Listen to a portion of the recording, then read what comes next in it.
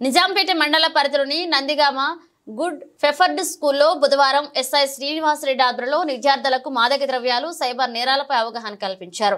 ఈ సందర్భంగా ఆయన మాట్లాడుతూ ప్రతి ఒక్కరూ సైబర్ నేరాలపై అప్రమత్తంగా ఉండాలన్నారు. ఆన్లైన్ మోసాలకు మోసపోకుండా చదువుపై దృష్టి సారించాలన్నారు. ఆన్లైన్ గేమ్లలో బెట్టింగ్లకు పాల్పడి యువత ఆత్మహత్యలకు చేసుకోవడం జరుగుతుందన్నారు. ప్రతి ఒక్కరూ మాదక ద్రవ్యాలపై సైబర్ నేరాలపై అవగాహన కలిగి ఉండాలని, తల్లిదండ్రులు కలలు నెరవేర్చాలే కానీ కడుపు కోత విధించొద్దన్నారు. ఈ కార్యక్రమంలో పాఠశాల ప్రధానోపాధ్యాయురాలు Vandana, head constable Sunitha, constable Razak, Vijay, పాఠశాల ఉపాధ్యాయ బృందం పాల్గొన్నారు. మనము మన యొక్క ఫైనాన్షియల్ ఫ్రాడ్ జరగడానికి అవకాశం ఉంది. ఫైనాన్షియల్ ఫ్రాడ్ అంటే ఏంది? మీరు డీటెయిల్స్ కానీ అకౌంట్ డీటెయిల్స్ కానీ మిమ్మల్ని ఓటీపీ అడగడం కానీ చేస్తారు. మీరు ఓపెన్ చేయగానే ఏమవుతుంది, విషేసి సార్ ఇట్లా మీకు ఫలానా దాని నుంచి మీకు వచ్చింది సార్ అని చెప్పేసి మీకు ఫోన్ చేస్తారు.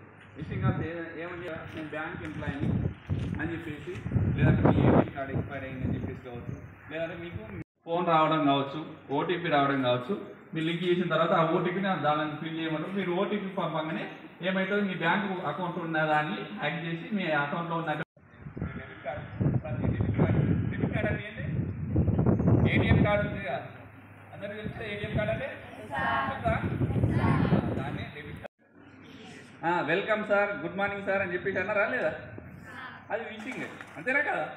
ఎగ్జాంపుల్ చెప్తుంది, అది విషింగ్.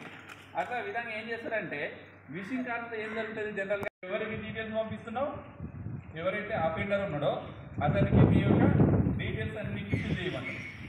దానివల్ల ఏమన్నట్టు, నువ్వు ఫిషింగ్ నేను ఫిషింగ్ చేసిండు, నీకు గ్యాలం వేసిండు, నువ్వు పడ్డావు అన్నట్టు.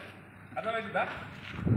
అంటే నిజాంపేట మండలం నందిగామ గ్రామంలో ఉన్నటువంటి గుడ్ షెపర్డ్ స్కూల్లో పిల్లలకి సైబర్ క్రైమ్ మరియు డ్రగ్స్ పైన అవేర్నెస్ క్రియేట్ చేయడానికి రావడం జరిగింది.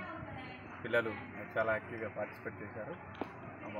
పిల్లలందరూ కూడా సైబర్ అవేర్నెస్ ఉంటేనే రేపు భవిష్యత్తులో జరగబోయేటువంటి ఈ సైబర్ నేరాలు, అదేవిధంగా డ్రగ్స్ పైన అవేర్నెస్ ఉన్నట్లయితే డ్రగ్స్కి సంబంధించినటువంటి నేరాలను కంట్రోల్ చేయడానికి అవకాశం ఉంటుంది. కాబట్టి ప్రతి స్కూల్లో పెట్టాలనే ఉద్దేశంతో ఇది స్టార్ట్ చేయడం జరిగింది.